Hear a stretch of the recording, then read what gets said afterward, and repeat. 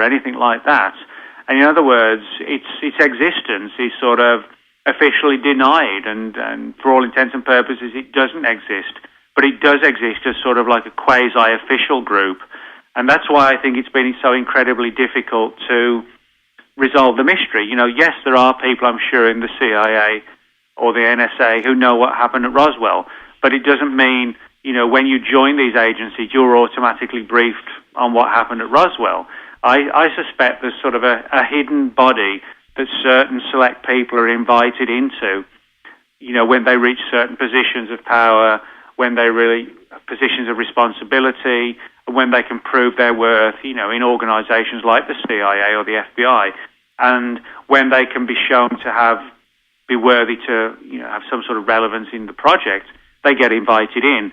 So I think it's kind of like, a hidden black budget project that officially doesn't exist, but has sort of funding through, covert means, and that, when it's so well hidden, we're not looking for an agency right. with an official name and an official building. Right. Let me clarify my question, because I think the question may have been misunderstood. Do you think that those at the helm of basically doing the gatekeeping, the yes or no of whether disclosure happens, do you think that is within our government agencies, or do you think that it's an off-world culture that has final control and final say over that? That was the question. Okay. Well, yeah, I actually think, I do sometimes speculate on the idea that the government's hand may have been forced by these entities. I do believe that to some extent there has been interaction between the government and whatever these things are. As I said, I don't believe that the government has all the answers, and they may really not have a full understanding of where these things come from. Alien is just a term that could mean interdimensional, extra-dimensional, extraterrestrial, whatever. But I do believe that there has been some interaction, and possibly, how, I don't know, but I think somebody has sort of swayed the government's decision not to talk about this. And I think that decision-making policy hasn't just been our own. I think there's been some sort of realization on the part of the government that these entities don't want their agenda disclosing, and the government, perhaps even reluctantly, has gone along with this. So even though disclosure might come tomorrow, might be proven completely wrong, and tomorrow, President Obama stands up and says ABC. But I don't think that's going to happen, unfortunately. And I think part of it is prompted by the government's own actions, but I think also there's been something else has happened where the government has been essentially told, you will not reveal this. In Mexico, the government seems open to talk about reported cases. In France, oh, yeah. I think it's one of the prime ministers of Canada has come forward. Yeah. Europe seems to be more primed about it. Am I correct? Yeah, no, you're quite right. I think basically what I think the situation is, Kim, is that you have different, people assume, when you talk about the U.S. government, even just alone, people assume it's sort of one unified single entity. But, you have different agencies with different agendas. And Agency A doesn't necessarily know what Agency B is doing or C is doing. Right. They may not even know that Agency D even exists. And I think that's the same with governments around the world. It's not like, thankfully right now, we're not in some sort of new world order situation where, there's one government controlling the entire planet. So I think some governments have sort of spoken out more about the UFO subject and started to release files because they feel it's the right thing to do, but they may not be in possession of the same information that, say, the U.S. government's in possession of. Right. That, it tells a far deeper aspect of the story.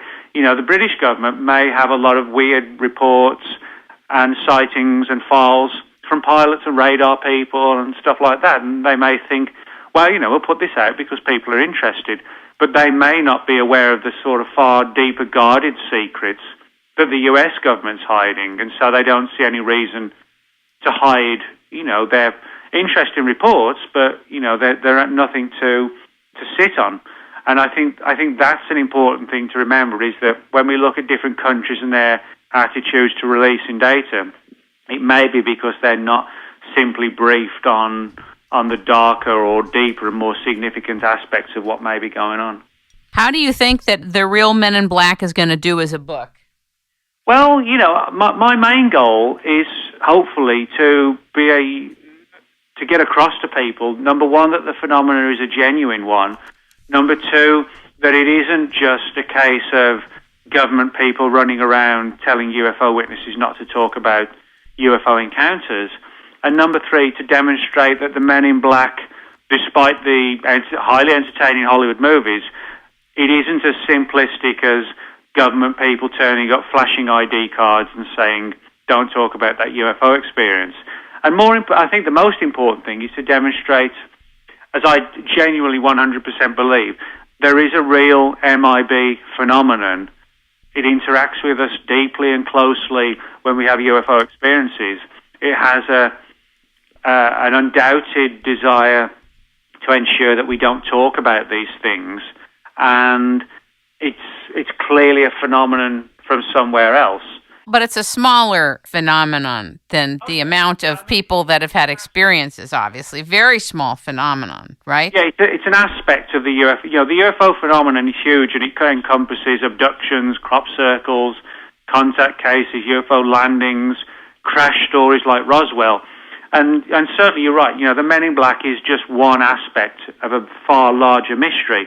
But one of the reasons I wanted to write the book was because I think it's an aspect that has been sorely, number one, misunderstood, and number two, either ignored or forgotten by people who just think, oh, that's just stories, based around Hollywood. But the reality is, these people, these entities do exist. They are going around threatening witnesses about UFO experiences, and the goal, I hope, is to one day resolve it to where we can really sort of nail down who are the Men in Black. Is it one thing? Is it two? Is it even three or four different things going on that all fall under this MIB banner? And I wanted to ask you one last question, Nick. What distinction do you make between paranormal and interdimensional? Isn't it all similar? Well, yeah, that's a fair point. We sort of band around, terms like paranormal, supernatural, occult, etc., without any sort of real understanding of what they might mean or imply.